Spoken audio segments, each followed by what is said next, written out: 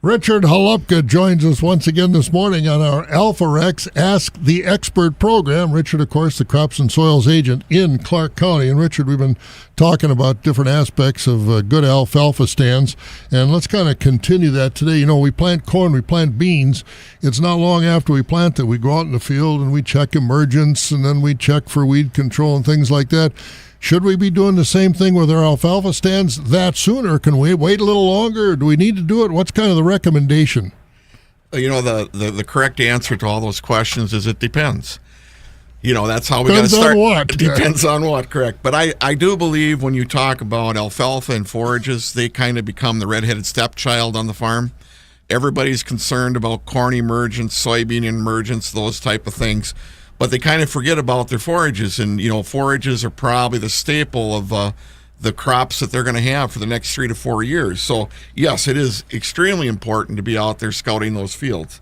So, you know, we take a look at that first 60 days. You know, we want to look at emergence.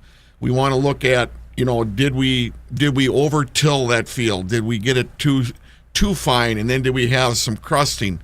You know, did that hamper our emergence? That type of thing. We want to look at, you know, about at 60 days in, we're probably going to make that first harvest. And at that point, when that starts coming back, in a week or so, we want to start scouting. We want to scout one for what do we have for a stand? How many plants per square foot? So in a square foot, if you're putting down 12 pounds of pure live seed, we should have about 60 seeds.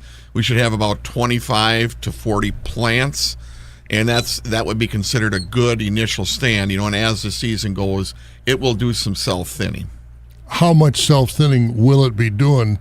Is that reflective of our management, or is it reflective of the variety? What determines the self-thinning, and how much self-thinning? The environment, weather, fertilization, what? You just answered your own question. It's all the above. Just have to understand that as we get into mature stands, we're going to end up with probably about 10 to 20 crowns. So, I mean, it'll self-thin down to about that in the first year, and then it just continually, you know, depending if we have diseases, fertility, weather conditions, you know, traffic on those crowns, it will continue to probably lose some crowns with time. But, yeah, we'd like to start off with about 25 to 40 plants in that seeding year. Should we be evaluating the stand after every cutting, or wait till first cutting, and then after the third or fourth cutting in the fall? I think it would be good when we look at that seeding year, you know, look at it initially to see where we're at, and then maybe again in the fall. We just want to see where we're at the fall going into the following spring. And then, you know, if we've had some weather conditions over winter, you probably want to come back out, you know, in March, April, when that frost gets out of the ground, and then evaluate that stand again.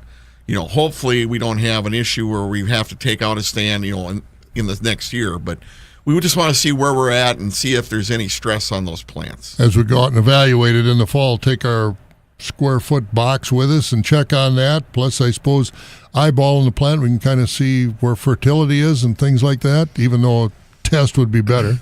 Well, that's correct. Yeah, you'd go out there and put down your square foot gauge, count the plants, crowns in that area, and then you want to take a visual. You know, does it look okay? Not.